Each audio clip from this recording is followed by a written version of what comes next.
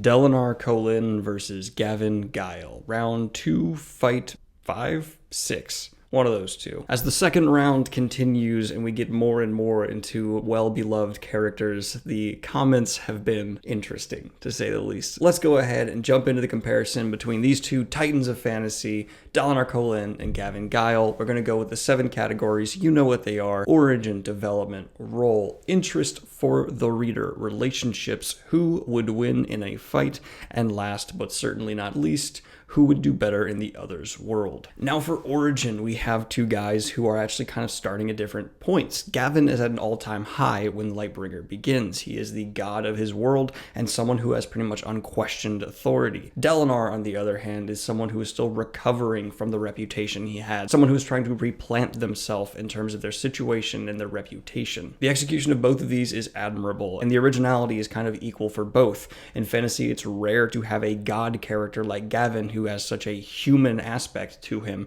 and for Dalinar, it's really rare to have someone who used to be a war criminal now be one of your main protagonists, and someone you can really stand behind morally. Really, I need to give this point to Dalinar. It adds a great counterbalance to the other characters, and it really lends to the future of the character. Everyone who reads Dalinar becomes invested just due to how impactful his past was on how his future must progress and how he views himself and others. Now, development between these two is going to be incredibly difficult to say. We have the exact opposite happening to these characters in terms of development. Dalinar starts at an all-time low and is slowly building self-respect for a place he stands in the world and his drive to continue doing something just. Gavin, on the other hand, starts at an all-time high with ego, but is slowly and methodically torn down. He has shown that he is no better than other men around him as his powers are slowly stripped away. When it comes down to it, the development here really stems from origin for both, and I think the origin is going to bleed into this point quite a bit. Dalinar's origin and his development from it is so wholly fascinating, and as a character piece is something that just draws every reader that I'm aware of the Stormlight into deeper and deeper. This moral conundrum, this paradox of a man who has come to a fast realization of his past to his present is something that is, to me, believable, well executed, and drastic. Gavin, on the other hand, has a wonderful development, and seeing him torn down so significantly certainly lends to the drama and the overall tension of the series, but I just don't think it's quite as epic or well done as Dalinar's as a whole, so the second point will go to Dalinar as well. Now we have role they play in the world they are in. Dalinar falls into an alternative Chosen One trope, being one of many Chosen Ones.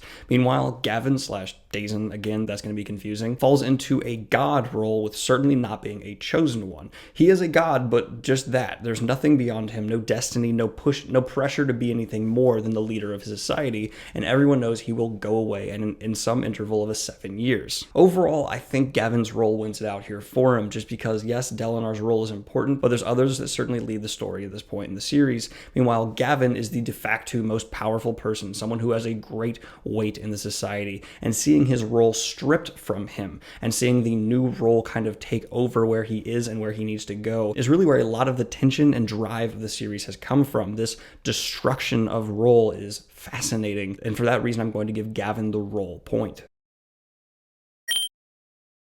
Now we have interest for the reader. If I was going off personally here, I'd give it to Dalinar, no question, but I think throughout their series and taking a more objective look at their interest, Dalinar's entire interest for me comes from his origin and how he develops from it, and it's a great amount of interest. Gavin, on the other hand, is more well-rounded in his interest. His power set, his character, his origin development, and his role all lend and build together to have this great interest for the character, someone who, as a whole being, is more interesting to follow, in my opinion, and so I think he beats out Dalinar here by just a little bit, and it's just because every aspect of his character lends to his overall interest. Meanwhile, Dalinar for me is really just pulling from his origin and a little bit from his relationships, but it's just all origin there.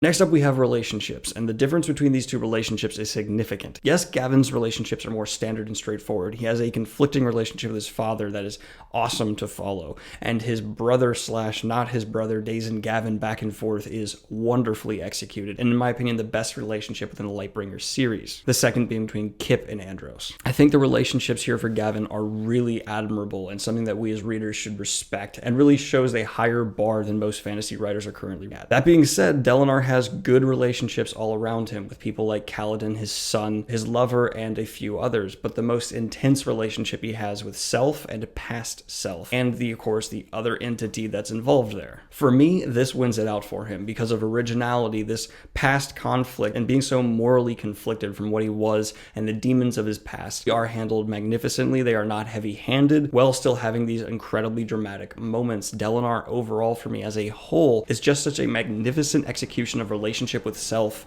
and that certain aspect of his character, I would put him at par with Randall Thor. He really struggles with who he is now and how he has to grow from who he used to be, and this dynamic, this relationship is wonderful, and was by far the best part of Oathbringer.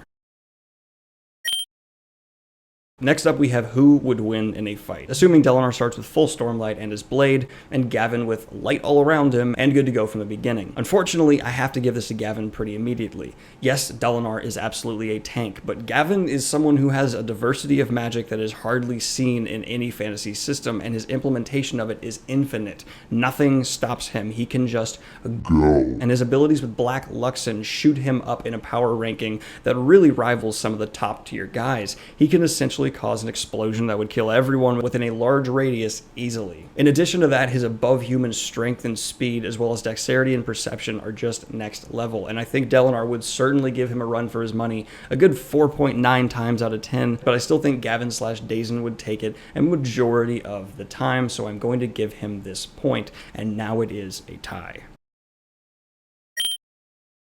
Now we have who would do better in the other's world. Dalinar entering Lightbringer would certainly have his work cut out for him. He doesn't understand the political dynamics, he would have to get to know the world, and he wouldn't really have his power armor because there's no Stormlight, so he'd have to slowly build up, but his mind is great and others would recognize that. I don't think he'd ever come as high as he is within Stormlight, but he would certainly be a force to be reckoned with, and his mind being put to good use in this world would be great. He could certainly influence a few battles and eventually become maybe a general in the military. Gavin entering Stormlight, though, he has an incredibly direct form of magic and an infinite supply of it. He could draft endlessly. There is an issue with him being cut off from his magic source and a complicated thing there, but for simplicity's sake, I'm just going to continue to allow him to use his magic, and on top of that, he has Black Luxon infinitely that he can continue to use. And Black Luxon really is his most powerful get-go. He can essentially self-destruct and kill anyone near him who poses any real threat. In addition to that, he's just standardly stronger and faster than most people, and his abilities with Luxon are awesome, and people in armor and Stormlight certainly wouldn't be able to sneak up on him and do any real damage. His biggest opponents would be people like Kaladin, who I'm pretty sure he'd be on the side of, and the Assassin in White, someone who would be warned of and understand their abilities by the time they have any conflict. And Gavin certainly is just on par with speed and strength from the Assassin in White, and the fight there would be epic. But with allies as strong as the ones he would have in Stormlight, I don't think it'd be that big of a problem, and he'd be able to compensate quickly. And with his magical abilities, he'd certainly be recognized and brought into powerful ranks of people fast. Overall, I'm going to give the final point here to Gavin, but only by a slight edge, because he would certainly be in more danger than Dalinar is in Lightbringer. But I just think his abilities would bring him to a higher level here.